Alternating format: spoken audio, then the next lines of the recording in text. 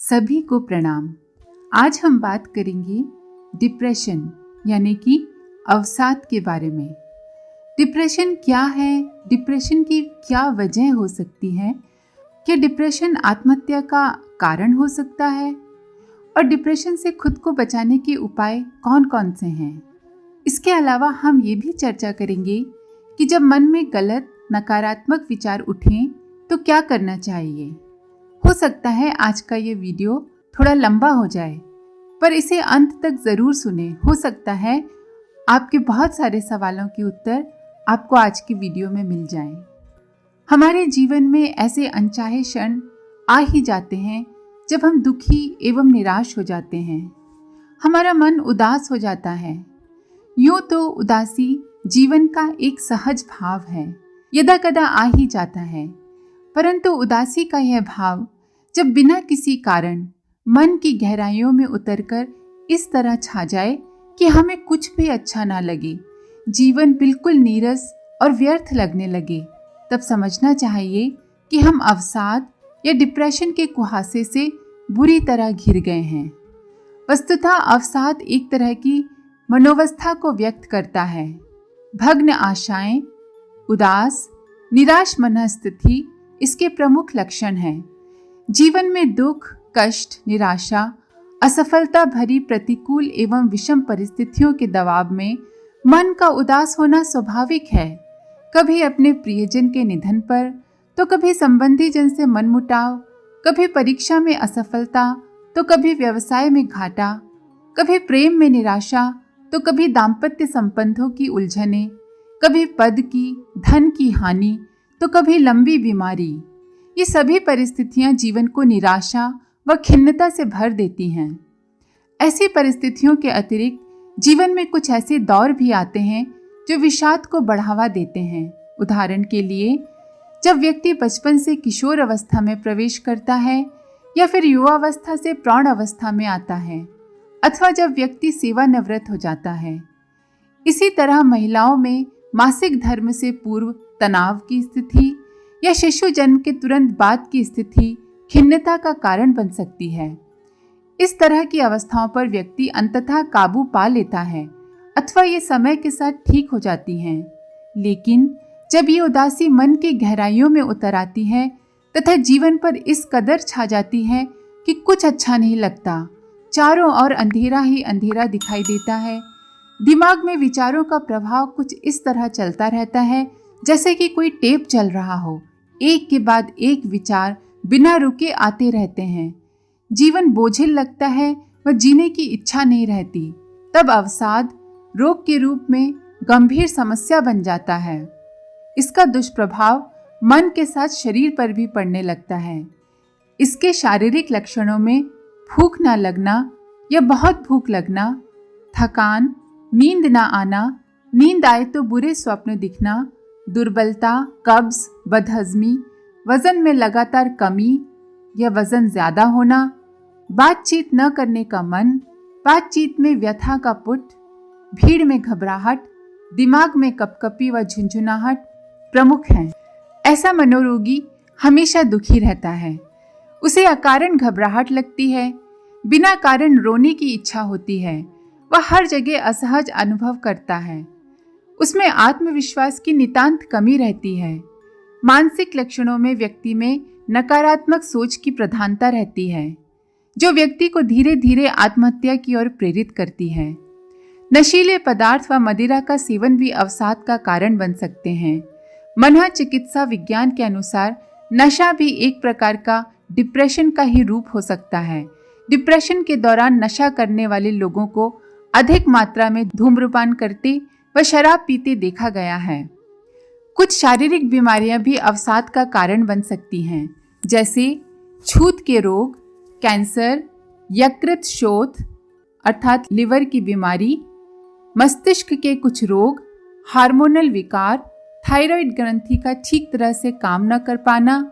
लंबी असाध्य बीमारियों में भी अनायास व्यक्ति गहरे अवसाद से घिर जाता है।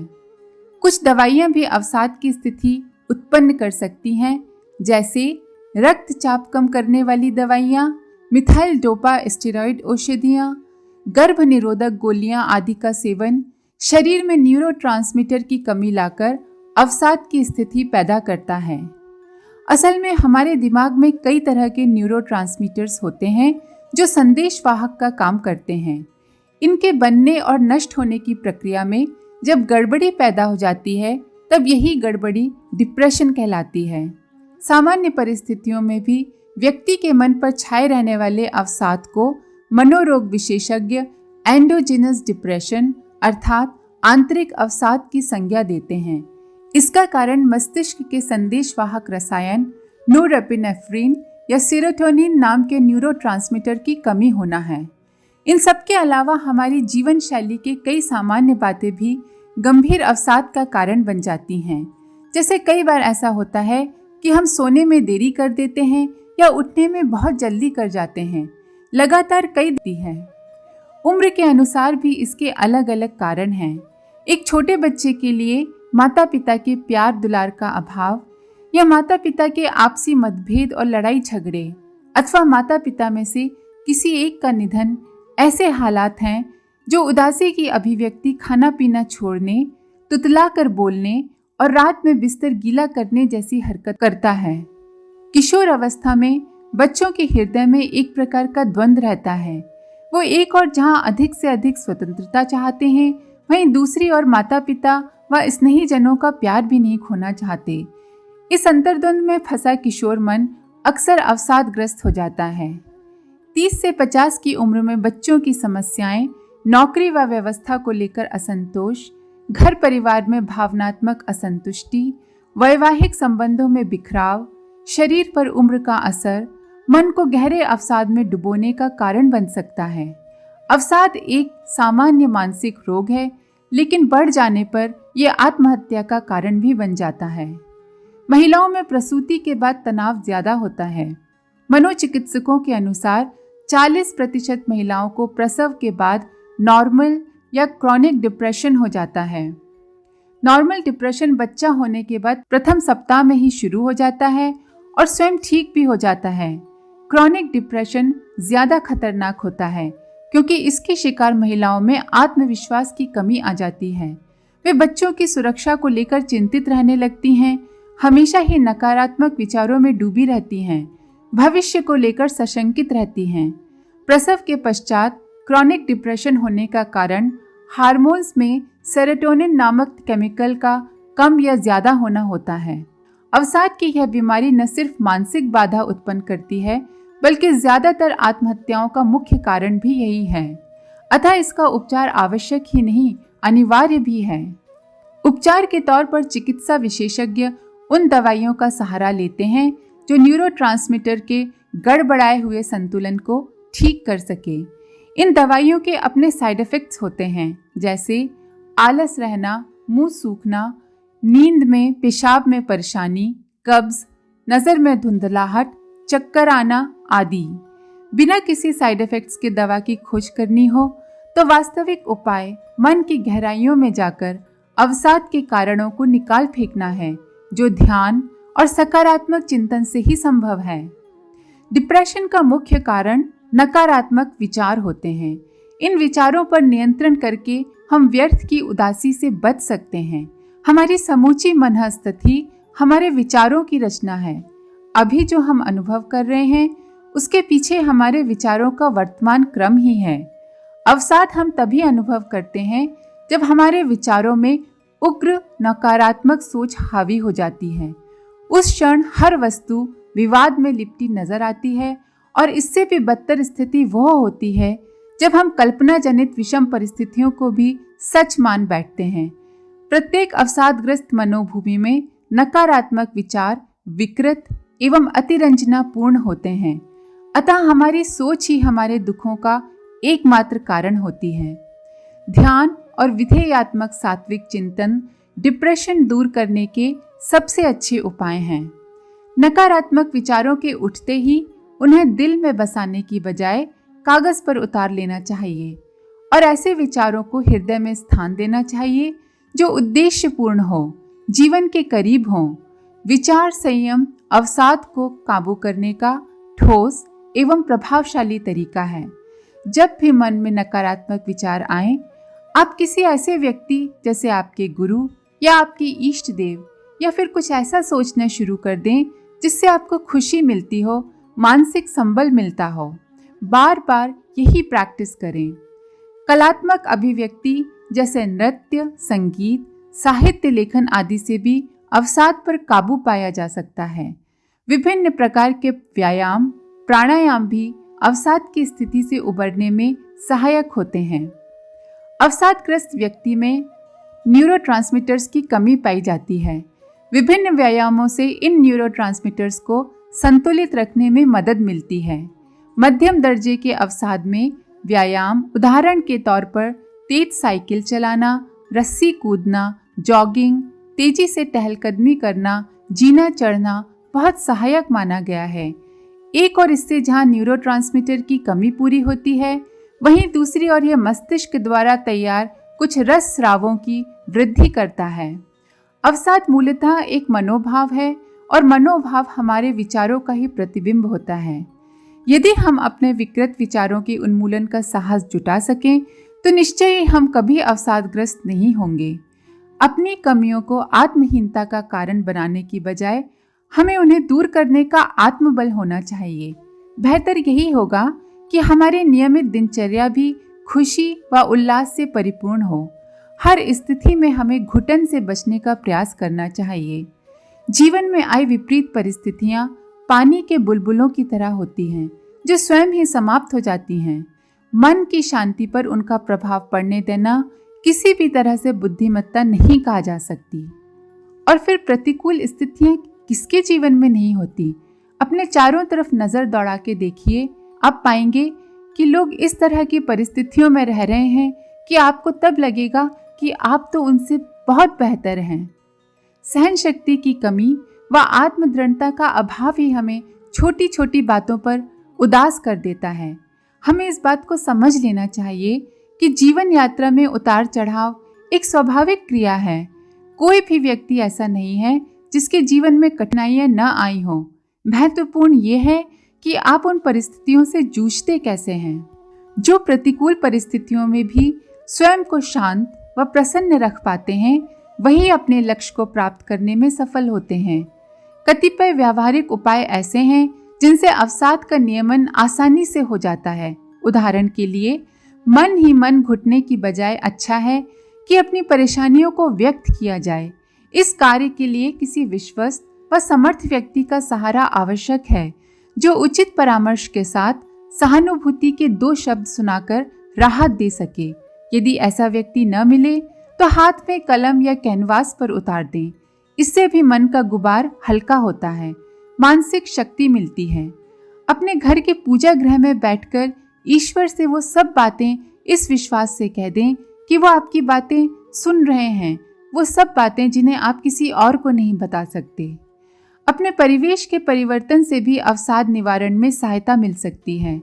ऐसी परिस्थितियों और ऐसे लोगों से दूर ही रहा जाना चाहिए जो अवसाद को बढ़ावा देते हैं या आपको नकारात्मक बनाते हैं। जीवन शैली में आवश्यक परिवर्तन डिप्रेशन का एक सार्थक ठोस निदान हो सकता है। समय पर सोना, समय पर उठना आदि सामान्य उपचार अवसाद के निदान में काफी सहायक सिद्ध हो सकते हैं। अवसाद की वजह परिस्थितियां जन्य हो या आंतरिक हो या कोई अन्य, मूलतः इसका कारण त्रुटिपूर्ण विचार पद्धति है। अपने विचारों के प्रति जागरूकता अपनाकर दृष्टिकोण में अभीष्ट परिवर्तन लाकर हम अवसाद को जड़ से ही मिटा सकते हैं। हमारे देश में आज भी डिप्रेशन या अवसाद के प्रति जागरूकता नहीं है।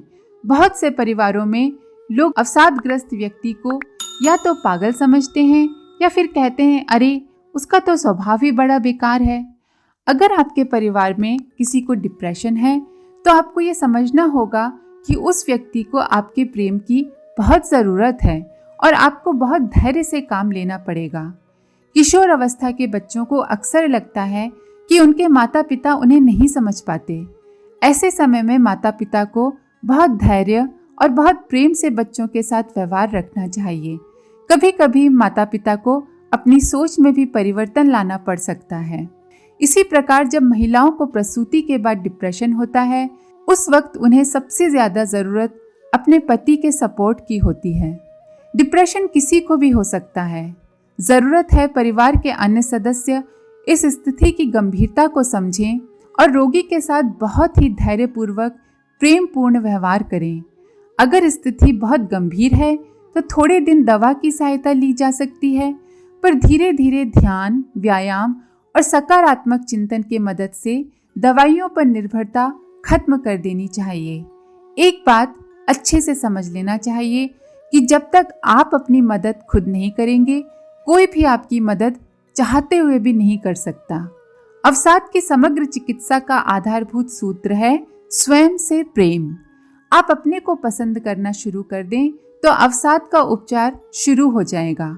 मानसिक स्थिति बेहतर होने लगेगी। स्वयं से प्यार को इस संकल्प के रूप में लिया जाए कि हमारा जीवन सर्वसमर्थ अनंत दयामय प्रभु की देन है। वो हमें बेहद प्यार करते हैं। परम कारुणिक परमात्मा के प्यार को पाकर बाकी बचता भी क्या है जिसके लिए हम स्वयं को अवसाद में डालें। जरा स्वयं से पूछकर देखिए, यदि कोई विशिष्ट व्यक्ति आपसे मिलने आए तो क्या आप उसकी कमियों को उघाड़ेंगे, उस पर चोट करेंगे? निश्चित रूप से नहीं, बल्कि आप उसके लिए सुख सुविधा का हर संभव प्रयत्न करेंगे, उसे भरपूर सम्मान देंगे।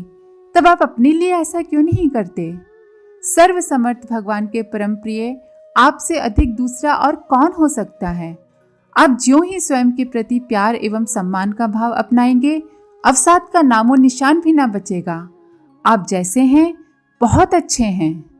तनाव, अवसाद और निराशा से बाहर निकलने के लिए भावनात्मक संतुलन जरूरी है। अध्यात्म भावनाओं को संतुलित कर लेता है, भावनाओं को सही दिशा देता है। जब व्यक्ति अपने जीवन में अध्यात्म की ओर बढ़ता है तो वह अपनी भावनाओं को संतुलित कर लेता है। सत्संग, योग, ध्यान, भक्ति, दुर्बलों की सेवा और त्याग से व्यक्ति के मन में अध्यात्म की भावना विकसित हो सकती है। आध्यात्मिक माध्यम से ध्यान का अभ्यास करने से, आध्यात्मिक साहित्य पढ़ने से अवसाद से बहुत जल्दी छुटकारा मिलता है। ध्यान रहे गीता का सूत्र, नात्मानं वसादयेत, अर्थात स्वयं को अवसाद में मत डालो। आज हम इसी वीडियो में एक बात की चर्चा और करना चाहेंगे। कई बार लोग लिखते हैं कि साधना करते वक्त उनके मन में तरह तरह के नकारात्मक विचार आते हैं, तो क्या करें? सबसे पहले तो ये समझ लीजिए कि ऐसा सिर्फ आपके साथ ही नहीं होता। आप अकेले नहीं हैं। ऐसा ज्यादातर लोगों के साथ होता है। हम विभिन्न योनियों से होते हुए मनुष्य योनि में आए हैं। जन्म जन्मांतर के संस्कार हमारे मन में संग्रहित हैं। साधना करके हम अपने मन की सफाई कर रहे हैं। ये समझ लीजिए कि ये समुद्र मंथन जैसी प्रक्रिया है, तो स्वाभाविक है कि सारी गंदगी ऊपर उठकर आएगी ही। आप इससे घबराएं नहीं, न ही कभी ऐसा सोचें कि क्योंकि आपके मन में इस तरह के गंदे विचार आते हैं तो आप अच्छे व्यक्ति नहीं हैं। आप इस बात को समझिए कि न तो आप शरीर हैं, न ही आप मन हैं, न बुद्धि हैं। आप इन सबसे अलग परमात्मा का दिव्य अंश हैं। आप पवित्र हैं, शुद्ध हैं। ये विचार जो मन में उठ रहे हैं, ये आप नहीं हैं। ये विचार आपसे अलग हैं। इन विचारों से खुद को अलग करके निर्विकार भाव से उन्हें देखना सीखें। कैसा भी विचार मन में आए, आप ये न सोचें कि कितना गंदा, कितना घटिया विचार है या कितना उच्च विचार है। बस उसे तटस्थ भाव से देखते रहें। आप पाएंगे कि विचार जैसे आया था वैसे ही चला जाएगा। आप ऐसा समझें कि आप सड़क के किनारे खड़े हैं और सड़क पर आने जाने वाले विचारों को तटस्थ भाव से देख रहे हैं। आपका उन विचारों से कोई लेना देना नहीं है। वे आते हैं और अगर आप उनके प्रभाव में नहीं बहेंगे तो चले भी जाते हैं।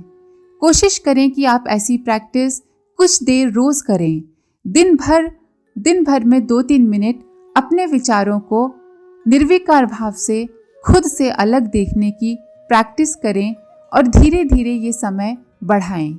आप देखेंगे कि धीरे धीरे आपका मन शांत होने लगेगा। आशा है आपको ये वीडियो पसंद आया होगा। अगर आपका कोई सवाल या सुझाव है तो हमें कमेंट बॉक्स में ज़रूर लिखें। साथ ही वीडियो को ज़्यादा से ज़्यादा शेयर करें। आप सभी का बहुत बहुत धन्यवाद। ओम शांति। हमारे YouTube चैनल को सब्सक्राइब करें और बेल आइकन को दबाकर ऑल पर क्लिक करें ताकि नोटिफिकेशंस आपको मिलती रहें।